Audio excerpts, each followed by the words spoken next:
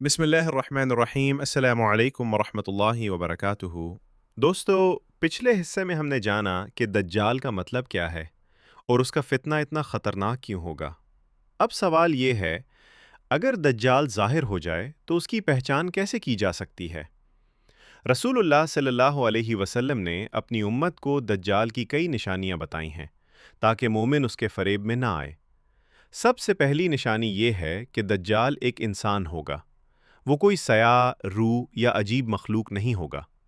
وہ لوگوں کے درمیان چلے گا، بات کرے گا اور اپنے آپ کو ایک عظیم شخصیت کے طور پر پیش کرے گا، لیکن اس کی شکل و صورت میں کچھ ایسی نشانیاں ہوں گی جو اس کی حقیقت کو بیان کریں گی۔ احادیث کے مطابق دجال کی ایک آنکھ خراب ہوگی۔ رسول اللہ صلی اللہ علیہ وسلم نے اس کی آنکھ کی مثال ایسے دی جیسے ابھرا ہوا انگور ہو۔ یہ نشانی اتنی واضح ہوگی کہ جو شخص احادیث کو جانتا ہوگا وہ اسے پہچان سکتا ہے۔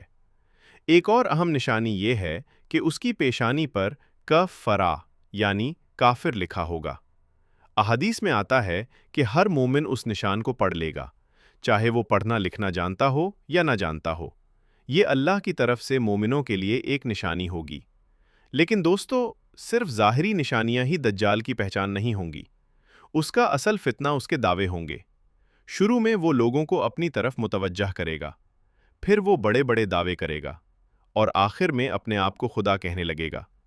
یہاں ایک بات بہت اہم ہے، ہمارا رب اللہ تعالیٰ ہر عیب اور کمزوری سے پاک ہے، جبکہ دجال ایک ایسا انسان ہوگا جس کی ایک آنکھ خراب ہوگی۔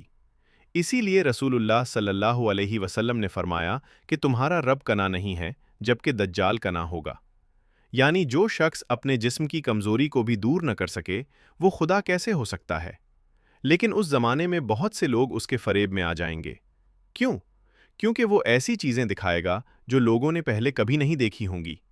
لوگ ظاہری چیزوں کو دیکھ کر متاثر ہو جائیں گے اور حقیقت کو بھول بیٹھیں گے۔ اسی لیے ایمان، علم اور اللہ پر یقین اس وقت سب سے بڑا ہتھیار ہوگا۔ دوستو، دجال کی نشانیاں صرف معلومات حاصل کرنے کے لیے نہیں بتائیں گئیں، بلکہ اس لیے بتائیں گئیں تاکہ جب فتنہ سامنے آئے تو مومن اسے پہچان سکے۔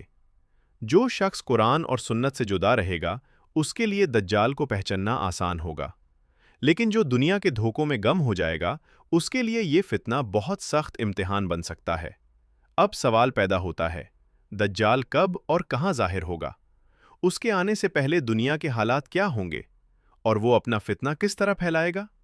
ان سوالات کے جوابات ہم ویڈیو کے اگلے حصے میں جانیں گے۔ السلام علیکم ورحمۃ اللہ وبرکاتہ۔